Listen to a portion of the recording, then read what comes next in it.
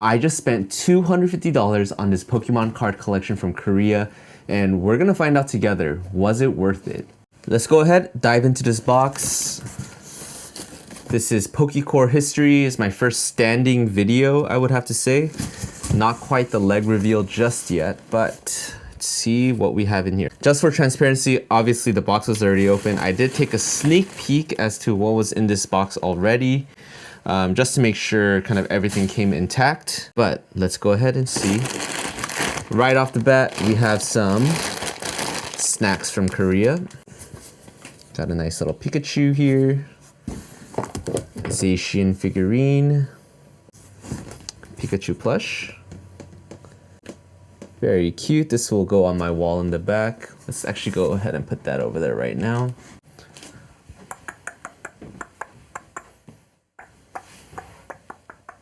And I guess this is where the bulk of the goodies are. Now, this is something I have not seen before. Korean jumbo cards. It's actually pretty cool because I feel like the jumbo cards we get here in the States are generally kind of boring versions of the double rares. But you guys, check that out. And we'll take a closer look at these later. This, I think, is just a, what do you call it? Like a business card for a card store in Korea, possibly. Then we have some binders here. We'll take a dive into those. We have some singles in here. Take that out. You guys, I am super excited. I don't know if you can tell. I think I'm a little bit overwhelmed actually, but let's go ahead. Throw that box over there and let's get into it. All right, so these are all of the card products that were in the box. There are obviously all these other goodies. So we'll probably go ahead and get into some of these binders and we'll take a look. All right, let's go ahead and get into the first binder as we see some shiny SRs here. I spent $250 on this collection, and to be completely honest, the value of all of these cards probably aren't going to amount up to $250, which for me is actually totally fine and actually expected. The seller here did show me quite a bit of the cards that were going to be in this collection, so I had a fair idea of what I was getting. But yeah, I really wasn't too caught up on the idea of how much these cards would like resell for on the market. I'm not completely about reselling these cards, as we get a cool little EX here actually. Let me go ahead and pull this out. Fun little Beedrill EX. I'm actually not sure what set this is from. Pretty beat up on the back, but I believe it's a promo card as well. All right, but yeah, for me, the $250 price tag is more so about the value that I'm putting on being able to get my hands on a collection like this. Now, so what I mean by that is that in the US, you don't really have access to Korean cards like this, and like collections as a whole. So you see a cool Zeraora VMAX here. I believe this is a promo as well. Very cool. So for me, the value of this collection just comes down to whatever the seller was comfortable with and what I was comfortable with. It's not like I entered in each card that they showed me a photo of into eBay and then found a value and then I added it all up and then came to a number based on that. It does look like there's also some mixture of Japanese cards in here, so it is going to be interesting to see what we get as we get to some shinies here. Ooh, this Mankey will go nice with the Annihilate I just pulled as well. Very cool. Ooh, also shout out to one of my favorite Lugia arts. Now, it is the Lugia V full art. I only know it from Brilliant Stars, I believe. Or Silver Tempest, I mean. But this card... And can you believe that's a regular full art and that's not the alt art? Now, the alt art obviously is such an iconic Lugia card, but part of me thinks that this card is actually the better version of that card. I don't know. But But yeah, the $250 price tag, some of you might not be comfortable with paying that for what you're getting here. For me, the ability to get my hands on this many Korean singles in like a single purchase, I don't know, to me that's what makes this completely worth it. As we get our first art rare of the collection is a Tangela. I'm not gonna pull it out, from 151. And then we have our Slakoth here. Now I always forget the names of these Applin evolutions, but we have this one from Paradise Dragona, I believe. No, I could be wrong about that.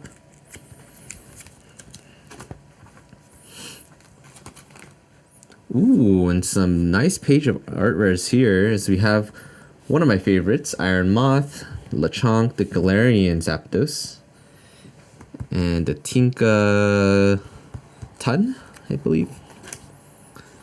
Ooh, okay. Some more art rares here. Very, very fun page here. Getting into more full arts. Ooh, I like this Raichu. Alolan Vulpix. My wife will love this one.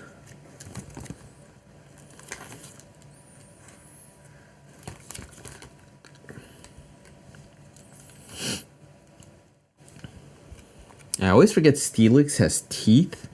I think I always imagine Steelix without teeth. And it's just kind of funny seeing him here with the teeth.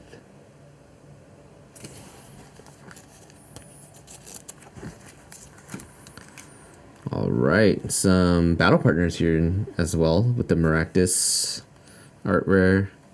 We have some 25th anniversary cards. Ooh, the Swinub from Battle Partners as well. I wasn't able to pull that, so it's nice to see. Ooh, and a lot of nice 25th anniversary cards.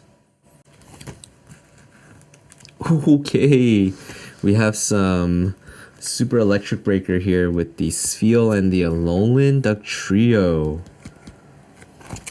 Nice. Keldeo here. Some Ace-Specs, Stunfisk, also from Super Electric Breaker, I believe. Ooh, okay, a War Turtle, Miltank, and an Applin art rare. First binder, I would say, is a total success. I have to go through these and organize them, obviously. Now, I'll do that off camera just because that will be quite the video if I were to record all of that. But yeah, super cool. A lot of these are from the Sword and Shield era, and I don't have a lot of Korean Sword and Shield, and so that is exciting. Go ahead and take a look at the second binder. So yeah, now talking back on the value of this collection.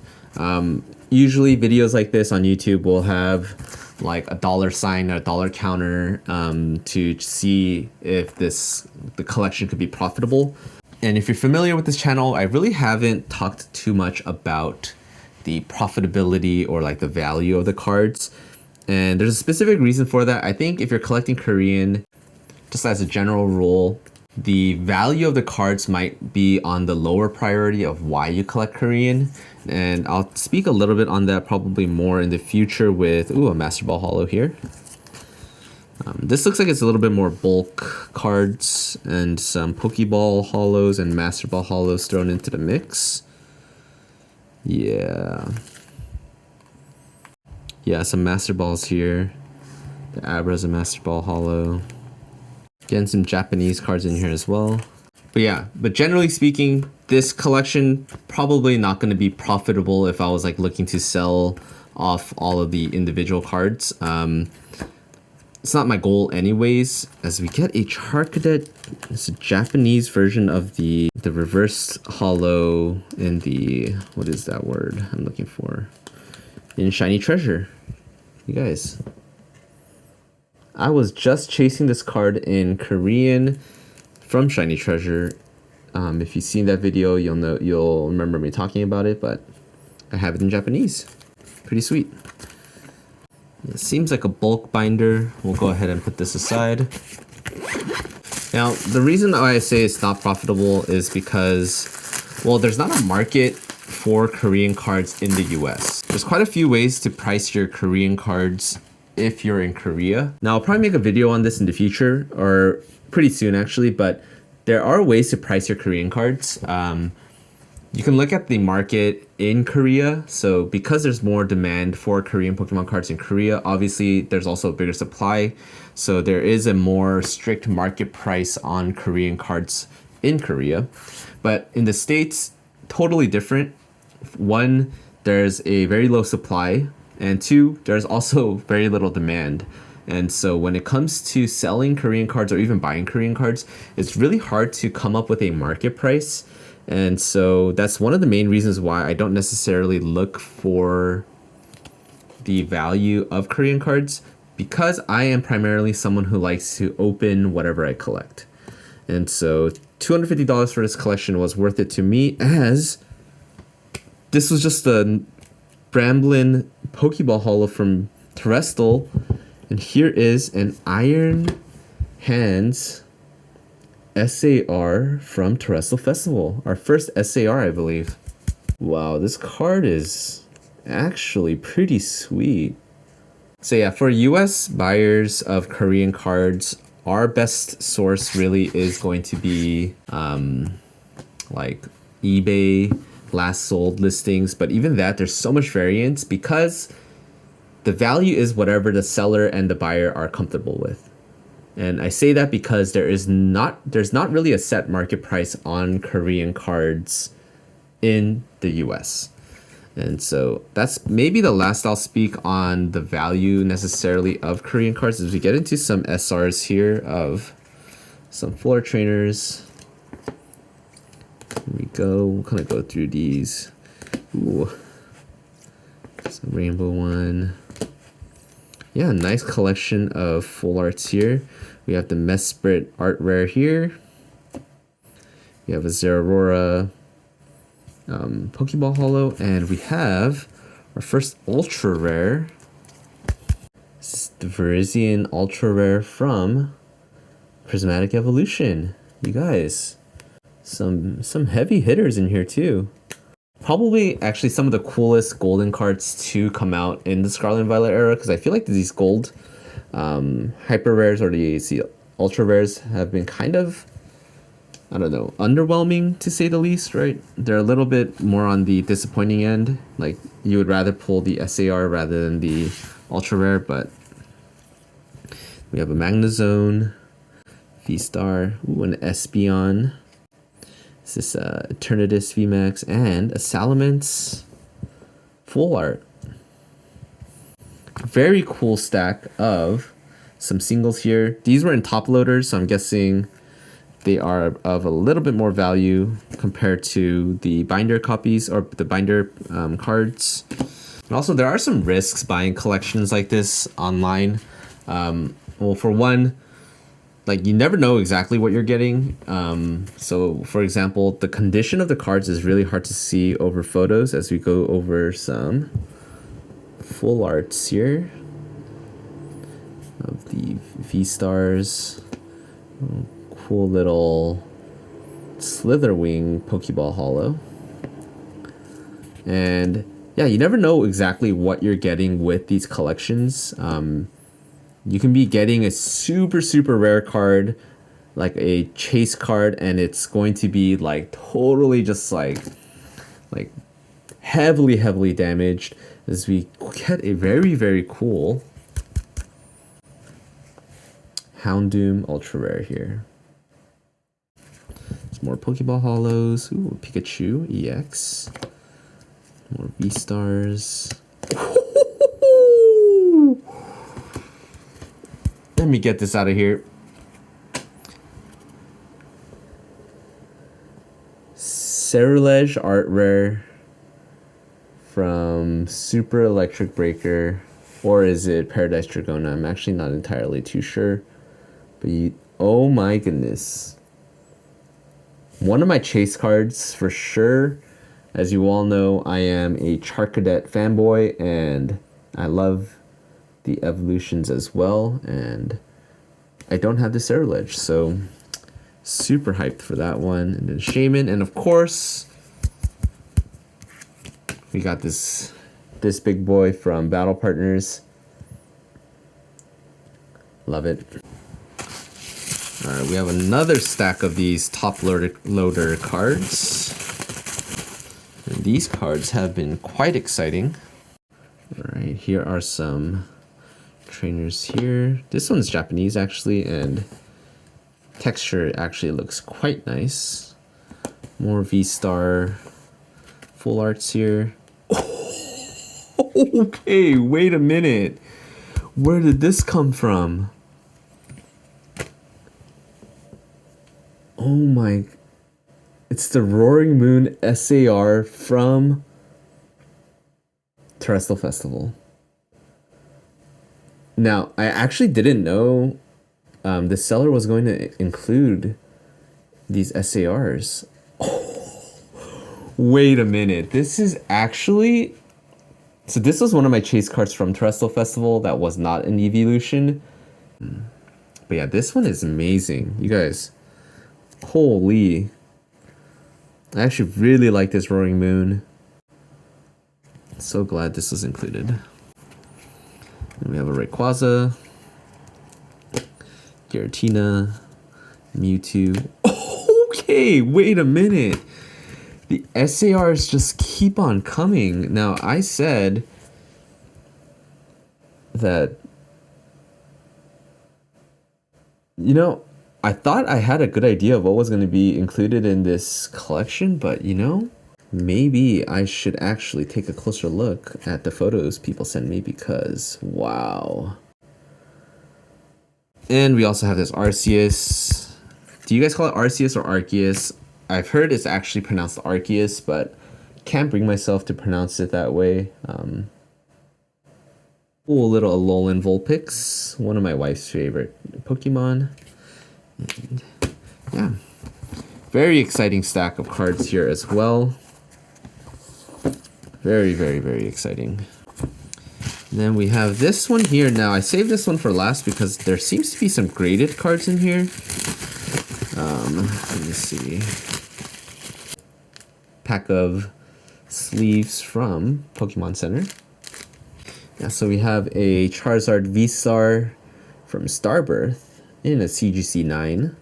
This is Japanese actually, so what is this? Oh, we have Enzorark Ultra Rare. And then we have a Poppy SR from Ruler of the Black Flame. Now, I'm not familiar with this company. It might be a Korean company in an 8.5. It might be a Korean grading company as I know not every grading company grades Korean. I mean, maybe CGC does. I'm actually not entirely too sure. PSA definitely grades Korean. I know Tag does not grade in Korean. And so if you guys are planning on grading Korean, PSA is probably your best bet if you're in the States. It might be hard to find Korean cards graded in PSA if you're in the States and you're looking to like build a collection. Just because, yeah, there's just not a lot of Korean cards on the market in the US. So I am trying to change that. I'm trying to make it so that there's more Korean cards here in the US. And I'm trying to do my part. And last but not least, we have these jumbo cards. I actually have this card in English. Let me see if I can. Fun little comparison here of Ditto Pokemon card. This one's in English and the Ditto jumbo card in Korean. I heard you can get these graded. I'm not entirely too sure if they'll grade a jumbo Korean card, but it's worth a try. That will be for a different video for sure. Have a Latias. This is also from the same set, V-Star Universe or Crown Zenith, And again, I have the English version of that card right here as well. Super fun, super cool. Then I have the Pikachu with the Paldea starters. Now I have that also here.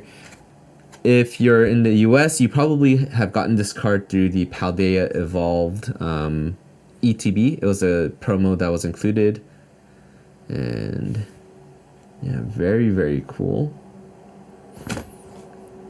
Yeah, these are nice jumbo cards. I feel like the jumbo cards we get in the US are like the standard EX double rares for the most part. So these are very, very cool. Not often excited to get jumbo cards into my collection, but these three I'm definitely going to treasure, and I'm definitely going to try to grade. Also, a sneak peek into my Galarian Gallery binder here. All my Galarian Gallery hits. I haven't gone through my personal collection actually, huh? Some other Galarian Gallery hits, but that'll be for a different video for sure. Want to go over that with you all later. Check out some of these cards, you guys. And this doesn't even include like a ton of art rares, ton of full art trainers, bunch of Master Ball holos, and just overall a ton of fun cards in here. I will have to go through all of these cards sometime in the future. I may or may not try to live stream that. Now let me know in the comments if you guys would be interested in just kind of hanging out while I sort through a ton of cards. Yeah, you guys can share some of your Pokemon knowledge with me, because to be pretty honest, like Sword and Shield, I'm not very familiar with. I'm definitely familiar with Crown Zenith or V-Star Universe and on, but before that, I wasn't too into Pokemon, so I actually am pretty unfamiliar. And so I know a lot of the cards in this collection was from that Sword and Shield era. So if you are all able to, yeah, maybe you guys can come in, hang out, and kind of let me know what you know.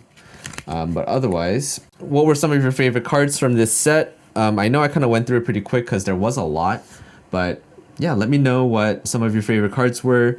Do you think this was worth it, not worth it? To me, it doesn't really matter the dollar amount. It's more so about what was I willing to pay, and I was willing to pay what I paid. And I think, yeah, for me, it was definitely worth it, because I'm not even taking into account the amount of fun that I'm going to have just going through all the cards and organizing it. That's all part of it. If you guys enjoyed this video, like the video, comment below, subscribe to the channel, all the good stuff. And yeah, maybe if this video does well, I'll try to see if I can get more Korean card collections and do similar videos. If you didn't like the video, let me know why. And yeah, I'll see you all in the next one.